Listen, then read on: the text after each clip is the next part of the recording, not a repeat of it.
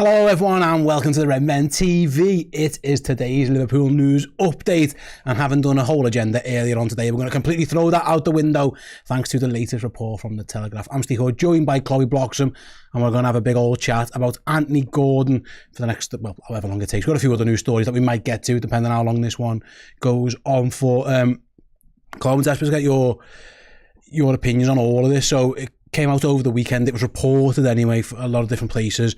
Newcastle up against PSR offered Liverpool a chance to sign Anthony Gordon. To sign Anthony Gordon. The reports at that time were that Liverpool were offered Anthony Gordon for some. Well, basically, but Newcastle wanted Gerald Quansah in return.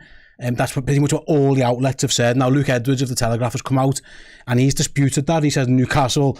I'm guessing this comes from Newcastle. We were offered Joe Gomez or Gerald Quansah as part of a deal.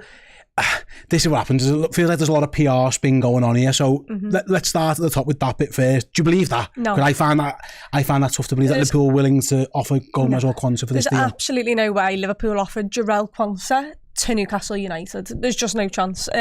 He is Liverpool's future centre-half to replace, either the likes of Virgil van Dijk and play alongside Ibu Konate, or, Liverpool go and invest in maybe a Calafiori or someone like that, and Quansah becomes the other centre-half. There is absolutely no way, in my mind, Liverpool have went to Newcastle and said, yeah, lads, have Gerald Quansah. That, for me, just it can't be possible. And also, you can tell because the entire fan base, from what I saw, like I know a lot of people. I am one of those people who would love Anthony Gordon to play for Liverpool. Did I absolutely despise the man 14 months ago? Yeah. But do I like him now? Absolutely. And I'd take him for Liverpool. But every single person agreed that would love to sign Gordon, but absolutely no chance at the expense of Gerald Quansah. Absolutely, yeah. I mean, again, Newcastle's version is one version. There's been a lot of reporting that is that it's elsewhere. JD says Liverpool offered Quansah and it was only on loan because he would walk into their defence. I just think centre-half's a need for Liverpool anyway. They've already lost Joel Matip. I just don't see a world where that's true. I mean, listen, a lot of reporting says otherwise. Now, obviously, Luke Edwards gets his information from somewhere. It might be a Newcastle source trying to cover up the damage here, because a lot of the stuff on this story, Chloe, and I want to move on to it next.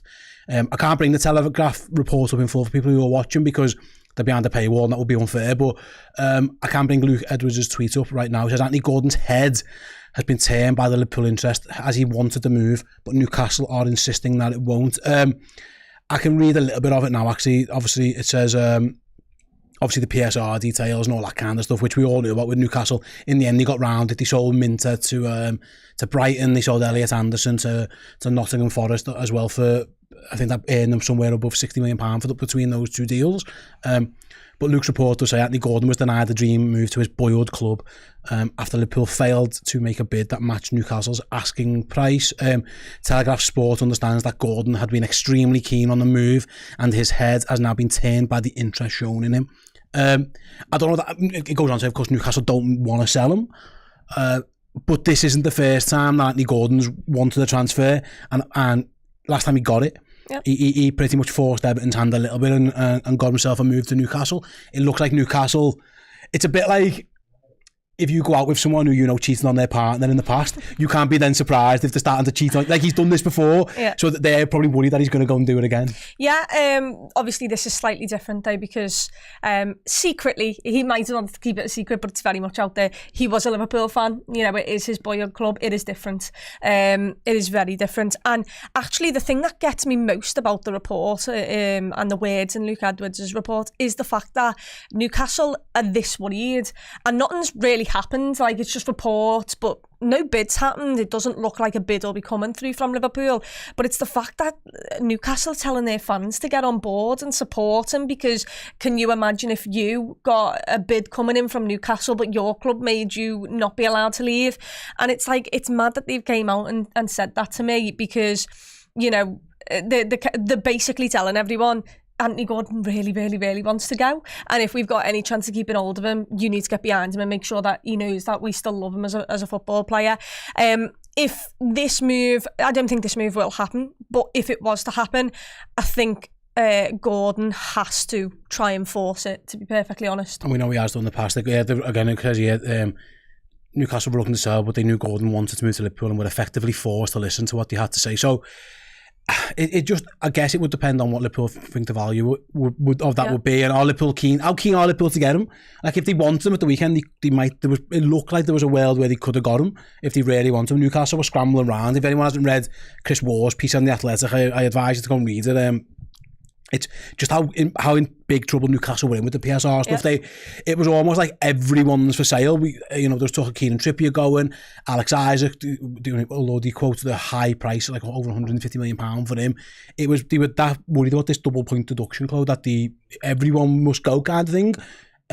Now, to be fair, they got round it in a way that's probably beneficial to them. With all due respect, they sold a backup player and a young lad who, whilst promising, in Minter hadn't actually played for them yet. So they've actually got away with it without selling any of the stars. But when you openly let a player, his agent, everyone know that you might be going, and it's to your boyhood club, like, you can understand why this might have pissed off Anthony Gordon, or why, that there's a lot of noise. This feels very much like Newcastle's PR exercise of trying to get ahead of it and say, listen, we needed something.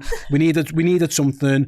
It was his boyhood club. Don't have a go at him. It's not his fault. Like you said, if this was a Geordie kind of come to us, you'd have all understood it. But it feels like Newcastle are very much in damage limitation mode with this one. Yeah, they are. And the problem that they've got is, even though they don't need to sell any more players, make any more money, to sign with PSR for now, they're going to want to sign players as well. They're going to want to improve their squad. But the problem that they have is actually they don't hold all the cards. If Anthony Gordon wants to move to Liverpool, he can try and force that move to Liverpool. And Liverpool don't have to worry. Liverpool have got 2 months left of this transfer window. And clearly, look, they were interested in Anthony Gordon, but they weren't. We've got Michael Edwards and Richard Hughes there in charge. If you think Liverpool are going to get messed around for a fee, you're mistaken. That's not going to happen here. So Liverpool, I would assume, are quite calm about it. Maybe not calm about the fact that there's like 3 different things being reported. But in terms of time's on their side. They've got 2 months to if they want to get this deal over the line. And Newcastle have caused themselves a problem by offering one of their best players to his boyhood club, and then because they've somehow made the money, they've now saying, oh, actually, lad, you can't go. You're the one who's messed with Anthony Gordon's head, no one else. Like, you offered it to us. So it does feel like it is damage limitation for Newcastle. Once again, I don't think this will happen, this transfer. I'd be excited if it did, but there is a price there that I just would not go over. And I have a feeling that Newcastle would want as much as they possibly Absolutely. could. That's the key here, isn't it? In that Newcastle, he is under contract for a long time. Newcastle don't want to sell him, so you might have to go and build some bridges, mend some fences, which I'm sure they can do if they want to. We've had a super chat here from Chaddy LFC. It says, keep up the amazing content. Thank you very much.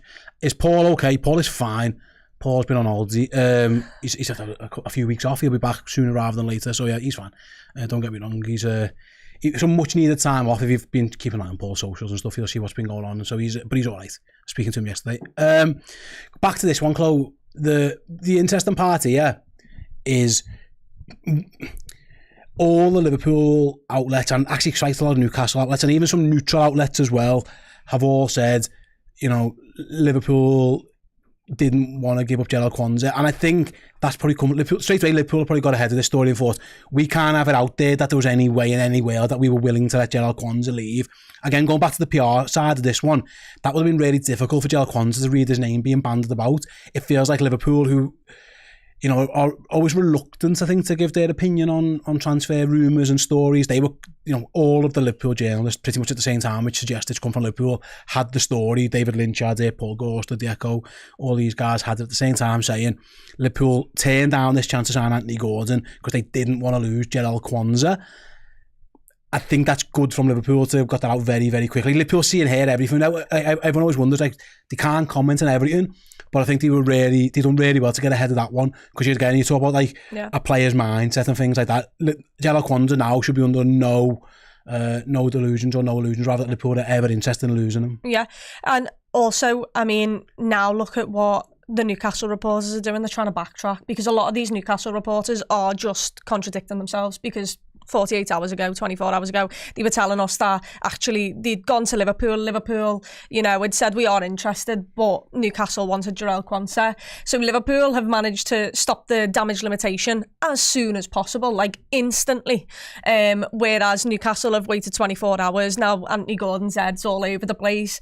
And they've got a lot more problems. But I think from a Jarell Quansah point of view, like even if he was on socials, I doubt he was, but if he was, he certainly saw how important the fans think he is to Liverpool. And that was the big thing for me when I first read it. I was just like, you know what? I would love Anthony Gordon to come to Liverpool, but not at the expense of Jarell Quansah. I think he will be a superstar for Liverpool. I think he'll be a superstar for Liverpool. Love Jarell Quansah, and Jarell Quansah is going to get chances next season to play. You can guarantee that. He'd be in my first 11 instantly. So you know what? I'm less worried about Jarell Quansah. I think he's if he's walking into Liverpool's side right now for the last season, then mentally he's very mature and he's already, you know, miles ahead. Absolutely. Head 10. We'll see how it goes. We've got a question from the Big House Red 97. It's a good question, actually. Do we really need Anthony Gordon? Honest. Yeah. Do you think they do need him? Yeah. Why do you think Liverpool need Anthony Gordon? Because he's better than Diaz. Is that that's where you're at with it. And if someone came in for Diaz with 70 mil, then I'd instantly go and try and sign Gordon. If Diaz doesn't go, then no, you don't really need Anthony Gordon, but I think Anthony Gordon got 10 goals and 11 assists, and he scored against all the big six. So for me, he's younger, he's at the moment showing more end product. And look, I'm not trying to force Diaz out of here. If Diaz stays, I'll also be happy. But if there is a way to improve the squad and Diaz could potentially leave, and if he wants that move, then yeah, I would be bringing in Anthony Gordon. Bossman says a homegrown player can play across the front three. He's scouting a Liverpool fan. It's a no-brainer for me. Proter Jiddu says he's more effective than Diaz. I would love Gordon. He's a fan, and it makes a difference. He's also a shithouse. To me. Like, that is why I hated him. I thought he was a rat, I won't even lie. I hated him. Thought he was a diver. Didn't like the way he was just arrogant. All these things. But trust me and believe me, if that happened in a red shirt for Liverpool, oh, I would love it. Like Diogo Jota. Everyone hates him. However, I adore him. That Leicester moment where he gave it to those fans after the penalty shootout, that I want more of that in my squad, and I think Anthony Gordon can give me that. Is the fan base, I say everyone's got their own opinions, but this kind of shows it. Official Cam says Gordon is an absolute baller. I'd have him over Diaz any day. And the very next comment from the normal one, no chance is Gordon better than Diaz. He's got better end product, and that is a statement. I think he's got more. I think they've both got good things and bad things about their games. Gordon's pace is electric, and that's something I've seen what Diaz can offer, and I don't think Diaz can get any better. I've seen what it is. And look, silky footballer, brilliant, but I do need you to contribute a little bit more to the end product.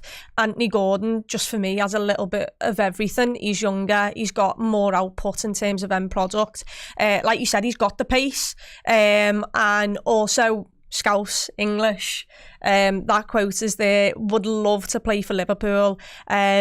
So yeah, for me, there's just a lot of stuff around Gordon which I'd adore if he played for us, but actually really hate when he plays against us. I suppose the question becomes then, and this is what we don't know, Chloe, how badly do Liverpool want him? Yeah. That's the next question, because obviously there was talk that he might go. Apparently he thought he was going to Liverpool, so there's obviously some interest there. Liverpool clearly like him because they've obviously had the conversations around it. Now that he wants the move, how far are Liverpool willing to go? Because you did say before, Newcastle up against it a bit, but actually they do have the player under contract and they're dead rich. Like, I know the PSR thing's one thing, but like they're one of the wealthiest clubs in the world in terms of their ownership. And also from a PR point of view, I think Newcastle, who are trying to establish themselves now as this next up and coming, they want to be the next Manchester City, the next Paris Saint-Germain, whatever it is. They don't want to be seen from a PR point of view losing one of, if not their best player, probably one of the top 5 best players they've got. I would say that's comfortably accurate. That's where I'm with this one. Like, because if Liverpool want him, it's not going to be an easy deal. It's not going to be a cheap deal. They're going to have to really, really, really push the boat out for him in a position which actually, I know you mentioned before, like they could do with upgrading perhaps, but it isn't one that you'd say is a pressing need when you look at other areas of the squad. No, it's not. But, you know, how many times have we talked about Liverpool seeing an opportunity and it being an opportunistic signing, and that's why they're going for certain players. Sorry to bring it up, but Lenny Yoro once again.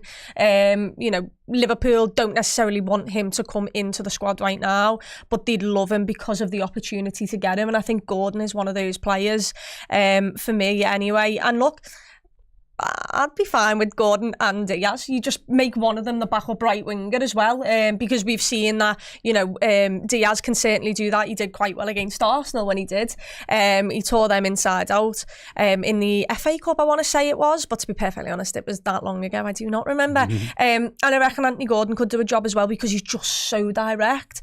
So Liverpool have time to think about this. Like it's not, like you said, it's not a pressing matter. But what I would say is if Gordon's head has been turned, then Newcastle have to start recovering that relationship, because Anthony Gordon's just being offered his dream move here, and you contributed to that. It wasn't like Liverpool came up and went, "Aye, lads, we'd like him." You say that's not Luke saying in his report, but Luke didn't say that 24 hours ago, did he? No one did. It's the only report that is contradicting the move. And listen, the fact when it says Liverpool were offering Joe Gomez, there's just no way. I just can't believe that. We don't have enough centre halves as it is. I just can't believe that's even a suggestion.